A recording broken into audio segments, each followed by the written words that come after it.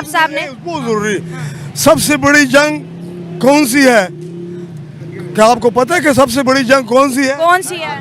सबसे बड़ी जंग ये है कि जंग ना किए जाए, और जो दुश्मन लोग है, थोड़ा आप पीछे पीछे हो जाए, पीछे पीछे हो जो जाए, दुश्मन है, थोड़ा पीछे हो जाए। जो हमारे मुसलमानों के दुश्मन है, बाबा जी आप इतना दुश्मन जंग क्यों कर रहे हैं? ये कर रहा हूँ कि इनको ये सिर्फ बताना चाहता हूँ कि अल्लाह के वास्ते, खुदा के वास्ते अपने मकसद को समझो। तो आपके लिए दीन पहले है दीन पहले है, और कौमियत पाकिस्तानी होना। पाकिस्तान का तो नाम है निशान ही नहीं है, वर्ड ही सही नहीं हुई। हम इस वक्त जोग्राफियल लिहाज में इंडिया में बैठे हुए हैं, जलील हो रहे हैं। आप इंडिया में बैठे हुए हैं? हाँ, या विद यू। तो ज़ाहिर है इंडिया का हिस्सा था एक बात से, तो सही वो है। लोग चले गए जो थे, वो तारे भी चले गए, अब रह गया छाट पूरा। जैसे हुक्मरान वैसे हवाम, ये अल्लाह की तरफ से हो रहा है, इंसान कुछ नहीं कर सकता। Just minute please, there keep quiet, don't talk. ये जो कुछ कर रहे हैं हमारे अमालों की वजह से हो रहा है।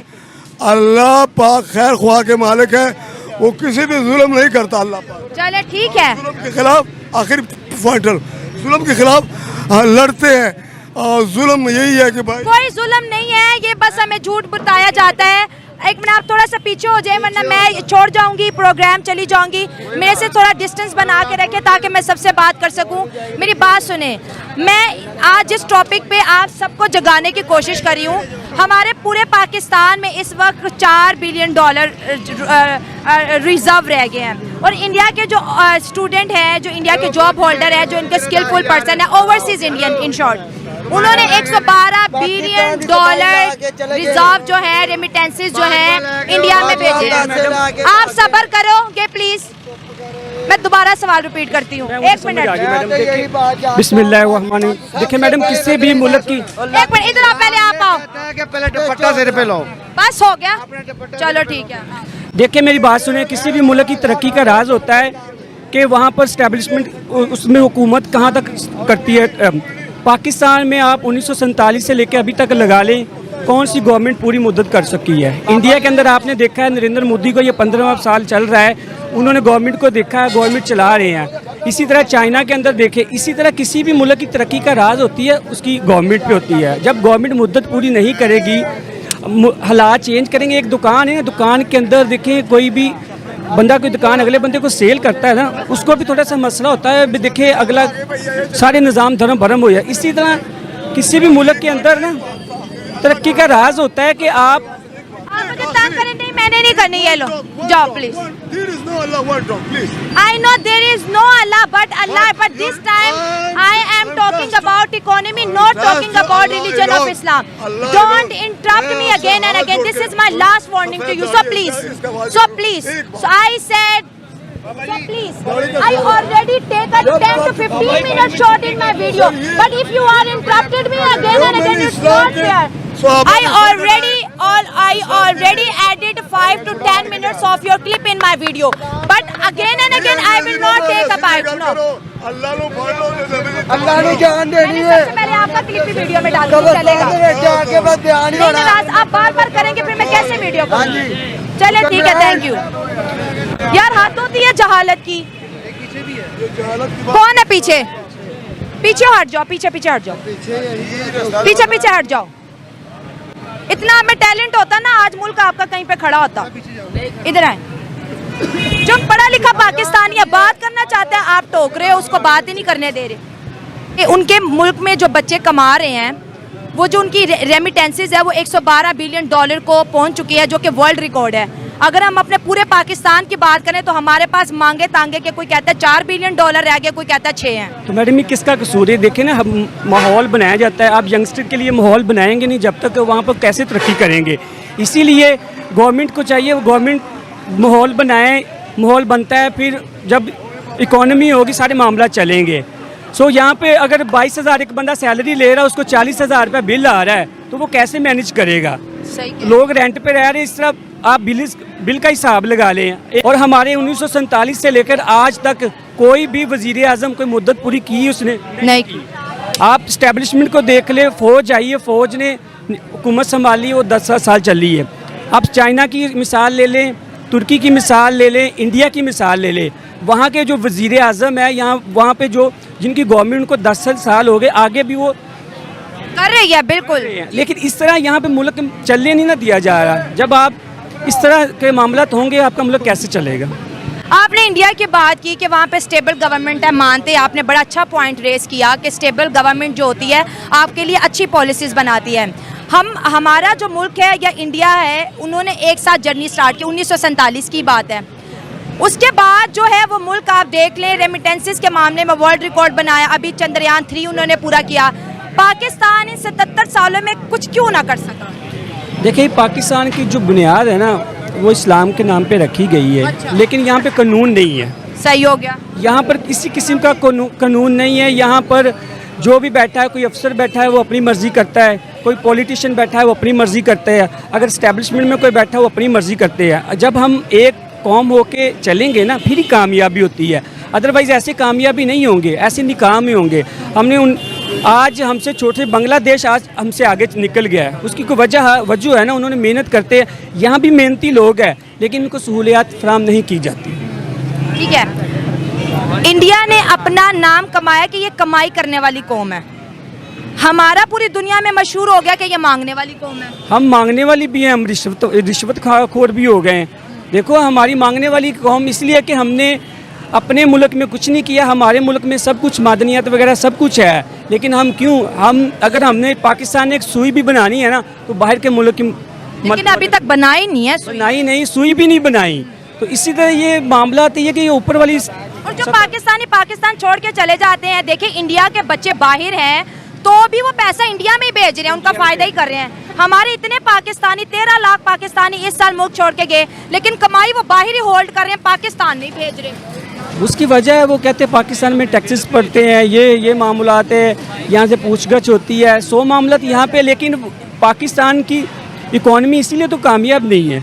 पाकिस्तान इंडियन हो या कोई और बांग्लादेशी हो, वो भी बांग्लादेशी भी बात काम करते हैं, लेकिन वो अपनी जितनी भी इकॉनमी बांग्लादेश में भेज रहे हैं। पाकिस्तानियों को डर पड़ा हुआ है, कोई मामला है जिसकी वजह से शायद वो पैसे नहीं भेज रहे। बिल्कुल सही कह रहे हैं अंकल। अच्छा, मैं एक चीज़ आपसे पूछना चाहती हूँ, थोड़ा पीछे पीछे हो जाए, स्पेस दे दे मुझे। अच्छा, पाकिस्तान के अंदर जब इंडिया या पाकिस्तान का मुकाबला करवाया जाता है तरक्की में, कमाने में, इज्जत की अगर दौड़ की बात करें, तो पाकिस्तानियों को इतना गुस्सा क्यों आता है इंडिया का नाम सुनते ही? पहली बात तो ये है, औज़ु बिल्लाहि मिनश शैतानिर रजीम, बिस्मिल्लाहिर रहमानिर रहीम। मैं कैमरामैन भाई का और अपनी बहन का शुक्रगुजार हूँ कि आपने कीमती टाइम निकाला और लोगों को फर्दन पूछ रहे हैं महंगाई के मतलब।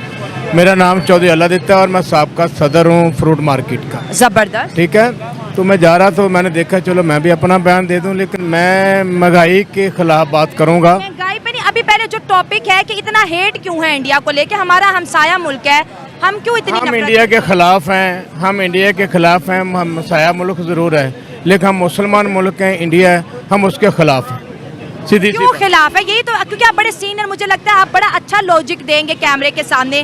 खिलाफ है ये तो सबको पता है, क्यों है इसकी वजह मैं पूछ रही हूँ। की वजह है कि इंडिया जो है, इंडिया हमारे खिलाफ है, मोदी है, वो देख लें, दूसरे देख लें कि जो वो हमारे खिलाफ है। कैसे खिलाफ है? क्या खिलाफ? जब हमारे टीमें जाती हैं, जब वहाँ पे हमारे कोई दोस्त हैं उनके साथ अच्छा सलूक नहीं करते।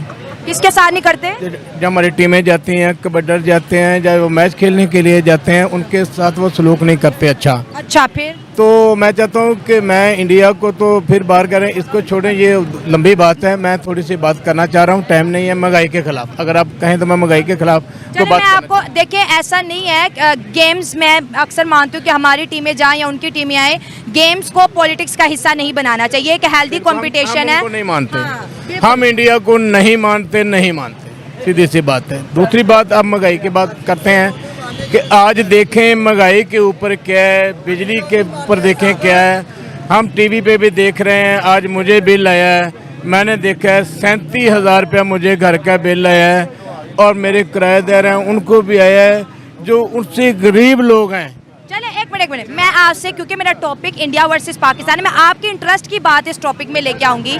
महंगाई पे भी बात करेंगे। आपने कहा हम इंडिया को नहीं मानते, यही कहा आपने। अब मैं कुछ फ़ायदे बताती हूँ। अगर हमारे ताल्लुकात अपने हमसाया ममालिक से अच्छे हो जाते हैं, बिजली हमें इतनी महंगी पड़ी, अगर यही इंडिया के साथ ताल्लुकात अच्छे होते तो यही 2 रुपये 3 रुपये हद 10 रुपये यूनिट पड़ती, हमें फ़ायदा ही पहुँचता।